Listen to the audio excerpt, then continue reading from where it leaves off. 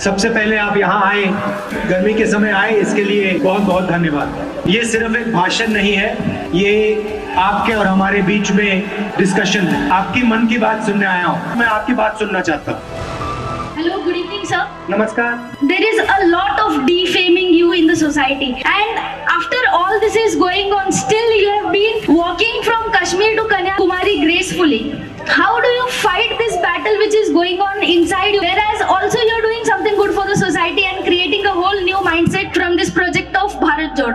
मेरी जिंदगी में मुझे सच्चाई से शक्ति मिलती है। मैं सोचता हूँ कि जितना आदमी सत्य के पास जाता है उतनी शक्ति उसको मिलती है, और इस देश ने मुझे इतना प्यार दिया है कि एक प्रकार से मैं कर्जदार हूँ। उस कर्ज को मैं सच बोल के पूरा करता हूँ। देश का जो सिस्टम है उसको मैं अंदर से समझता हूँ और जानता हूँ, बहुत गहराई से समझता हूँ, और मैं सच बोलता हूँ। तो जो लोग सिस्टम का फायदा उठाते हैं उनको इस बात से डर लगता है, इसीलिए वो मेरे ऊपर आक्रमण करते हैं। मगर जितना वो अटैक करते हैं, जितना आक्रमण करते हैं, उतना मुझे सीखने को मिलता है। जैसे आप नदी में पत्थर देखो, नदी बिल्कुल उसको चमका देती है, वही मेरे साथ किया जा रहा है। डरना नहीं चाहिए। देश डर से नहीं बनता है, देश नफरत से नहीं बनता है, निडरता से, मोहब्बत से बनता है। जो भी नफरत फैलाता है वो देशद्रोही है।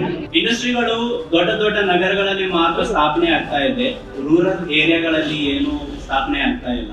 ಸೊ ಇಲ್ಲಿ ಎಜುಕೇಶನ್ ಕಂಪ್ಲೀಟ್ ಮಾಡಿ ನಾವು ಜಾಬ್ ಆಪರ್ಚುನಿಟಿ ಅಂತ ಬೇರೆ ಊರುಗಳಿಗೆ ಶಿಫ್ಟ್ ಆಗಬೇಕಾಗುತ್ತೆ. So what is your vision and suggestion to the Congress government to stop this migration? If you look at any nation that is successful, you will find that industry is actually built on top of agriculture. I don't just mean agricultural production. I mean agricultural production plus the system to turn that agricultural production into products. The system that brings the product to your homes. Storage systems, transportation system, the whole structure that transforms agriculture. And on top of that structure, you can create millions of jobs in the rural area. So for example, if farmers are growing tomatoes, have the tomato ketchup plant right near the farmers where they're growing tomatoes. So the answer to creating rural jobs is building rural infrastructure and successful agriculture. And at the heart of creating rural jobs, you have to respect the farmer and the labor. For example, if you have a farmer who is growing tomatoes, the bank should lend him the money to put up a plant. Currently what is happening is the farmer has no protection. The laborer has no protection. If you remember during UPA, we had forgiven the loans of thousands of farmers in the country. So that is how you can transform the rural economy. मैं एक MBBS graduate हूँ। अभी 2 महीने में मेरा internship भी खत्म हो जाएगा। उसके बाद मुझे PG सीट लेना है, बट 1-2 अटेम्प्ट से मेरा PG क्रैक नहीं हो सकता है क्योंकि PG सीट बहुत कम है। और इस साल 2B कैटेगरी रिजर्वेशन कोटा भी निकाल दिया है, कोर्ट से वो स्टे ऑर्डर में है। हमारा बेनिफिट हमसे छीना जा रहा है। और एक विषय ये है कि सारे इंटर्न्स को स्टाइपेंड नहीं मिल रहा है, सिर्फ गवर्नमेंट कॉलेजेस के लोग ही उनके इंटर्न्स को स्टाइपेंड दे रहे हैं, बट हम प्राइवेट कॉलेज के इंटर्न्स को स्टाइपेंड नहीं मिल रहा है। तो इस विषय पर कांग्रेस क्या एक्शन लेगा सर? हमारी सोच है कि सबको न्याय मिलना चाहिए, फेयरनेस होनी चाहिए, चाहे वो कोई भी हो, किसी भी धर्म का हो, किसी भी जात का हो, कोई भी हो। सबसे पहले अगर हम देश में सबको भागीदारी देना चाहते हैं, सबको आगे ले जाना चाहते हैं, तो हमें ये पता लगाना पड़ेगा कि किसकी आबादी कितनी है। मतलब आदिवासी कितने हैं, दलित कितने हैं, ओबीसी कितने हैं, जनरल कितने हैं, माइनॉरिटी कितने हैं। पहला काम डॉक्टर एक्सरे लेगा, कहेगा कि भैया देखते हैं अंदर क्या है। तो यूपीए के समय हमने ऐसी एक एक्सरे ली थी, उसको हम कास्ट सेंसस कहते हैं। सेंसस के डेटा में पूरा इंफॉर्मेशन है कि हिंदुस्तान में ओबीसी कितने हैं, दलित कितने हैं, जनरल कितने हैं, पूरा का पूरा सेंसस डेटा में है। और मैं प्रधानमंत्री से कह रहा हूँ कि जो हमने सेंसस किया था उसके डेटा को आप पब्लिक कर दीजिए। दूध का दूध, पानी का पानी हो जाएगा, और उसके बाद फिर हम जिसकी जितनी आबादी है उसकी भागीदारी दे सकते हैं। सामाजिक न्याय का पहला कदम ये एक्सरे है, मगर नरेंद्र मोदी इस एक्सरे को पब्लिक करना ही नहीं चाहते। दूसरी बात, ये जो 50% का कैप लगा रखा है रिजर्वेशन्स पर, इसको आप हटाइए, इसकी कोई जरूरत नहीं। और अगर आप करने को तैयार नहीं हो तो हम कर देंगे। सर, ನಮ್ಮ ಭಾರತ ಸಂವಿಧಾನ ತುಂಬಾ ಅಪಾಯದಲ್ಲಿದೆ. ಯಾಕಂದ್ರೆ ಬಿಜೆಪಿ ಸಂಸದರಾದ ಅನಂತ್ ಕುಮಾರ್ ಅವರು ನಮ್ಮ ಭಾರತ ಸಂವಿಧಾನವನ್ನು ಬದಲಿಸಬೇಕು ಅಂತ ಹೇಳ್ತಾರೆ. ನಾವು ಭಾರತೀಯ ಯುವ ಪ್ರಜೆಗಳಾಗಿ ಇದನ್ನ ಹೇಗೆ ರಕ್ಷಿಸಬೇಕು ಹಾಗೂ ನಮ್ಮ ಪಾತ್ರವೇನು sir?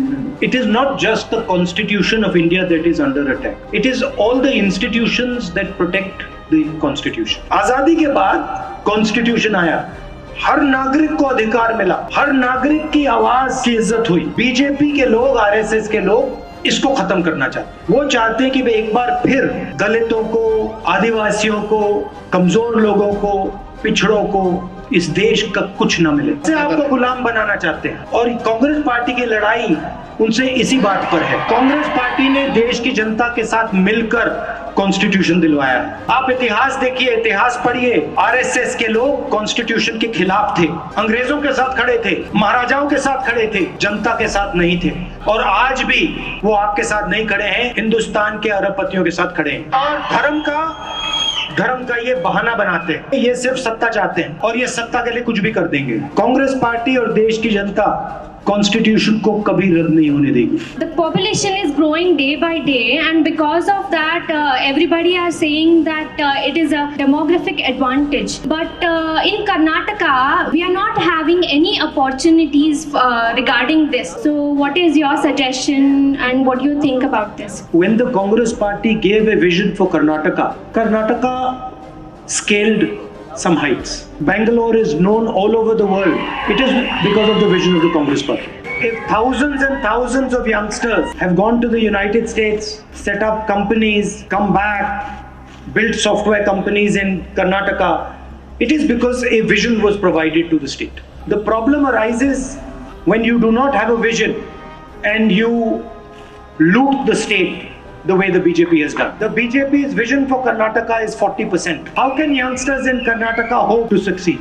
So the bridge that has been built between Karnataka and the rest of the world through Bangalore has to be strengthened. The hatred that the BJP is spreading in Karnataka and the rest of the country is destroying that bridge. The second idea is strengthening Karnataka's small and medium business, making it easy for all of you to get bank loans and start your business. There has to be fairness in who gets the loans. Today, loans only go to the biggest industrialists in the country. That has to change. So that is how I think we can transform this state. So, what is the point of renaming the infrastructure, stadiums, awards, and all? There was an award which was like Rajiv Gandhi Khel Ratna Award, and it has been changed into Major Dhyan Chand Khel Ratna Award. Why is this happening? When somebody doesn't have anything else to do, they change names. I'd like to thank all of you for coming here. I had a very nice afternoon. Thank you for your wisdom. Thank you for your questions. Thank you for your suggestions.